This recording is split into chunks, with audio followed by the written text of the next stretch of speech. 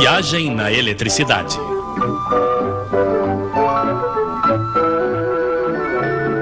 A eletricidade em movimento.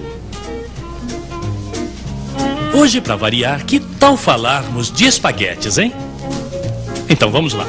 De um lado, nós, os consumidores de espaguetes. Do outro, em algum lugar bem longe, estão os produtores de espaguetes com máquinas de espaguetes. Mas quando certa noite decidimos comer espaguetes, isto não significa que as máquinas de espaguetes terão que trabalhar nessa hora, não é mesmo? Não, porque entre o produtor e o consumidor existem, como dizemos, os estoques. Mas com a eletricidade não é a mesma coisa. Não podemos colocá-la em reserva nem nas tomadas, nem nos fios, nem nas usinas. Então como fazemos? Suponhamos primeiro que exista uma única usina para alimentar a sua região. Assim, um consumidor vai precisar de uma potência de 3 kW para cozinhar espaguetes, por exemplo. Pois bem, é preciso que a central debite imediatamente na rede 3 kW a mais e não pode deixar para amanhã de manhã. Então o homem da central vai fazer sua turbina aumentar a potência em 3 kW. E reciprocamente, é claro, se em alguma parte alguém desliga uma máquina de 300 kW, uma máquina de espaguetes, por exemplo, na central será preciso reduzir a potência em 300 kW. Sim, o tempo todo, a potência fornecida à rede deve ser exatamente igual à potência total pedida pelos consumidores. Ora, isso pode variar enormemente. Para dar um exemplo, vamos supor que grandes nuvens chegam à região, não se vê mais direito, começa a fazer frio. As pessoas vão acender as luzes, assistir à TV, os aquecedores elétricos vão ser ligados.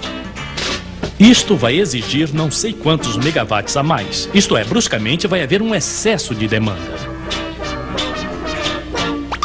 Ora, uma central elétrica não é como um carro. E subir e descer bruscamente a potência não é muito bom para as centrais. Salvo, é claro, se elas forem previstas para isso. Mas, felizmente, eu fiz um trato com meu colega da região ao lado e ele me fornece eletricidade. Um pouco mais tarde, a nuvem chega até ele. Aí, é a minha vez de fornecer-lhe eletricidade. As nossas duas centrais são, como se diz, interligadas. E ao invés de termos dois excessos de demanda bruscas, temos algo bem melhor. Então, o que se faz com duas centrais se pode fazer ao nível do país inteiro. Muitas centrais, uma rede de interligações que coloca em comum a produção de todas elas. Mas não podemos pedir aos homens de todas as centrais que passem seu tempo se telefonando para ficarem sincronizados. Não, há outros homens que se ocupam apenas disso.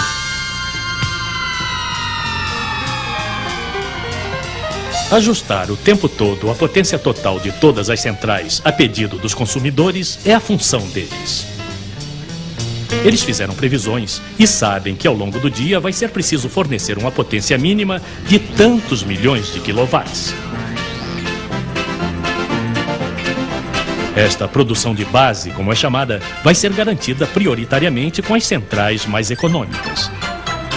As que utilizam as energias que custam mais barato ao país.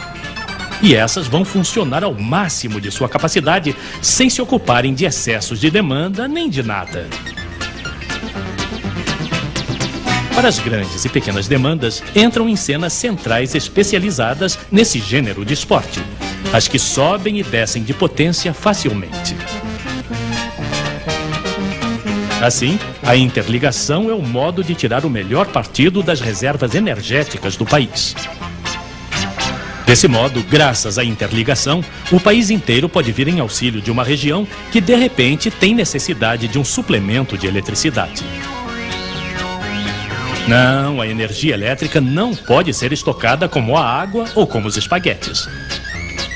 Mas, em compensação, pode ser transportada de um lado ao outro do país na velocidade da luz, coisa que não se pode fazer com os espaguetes.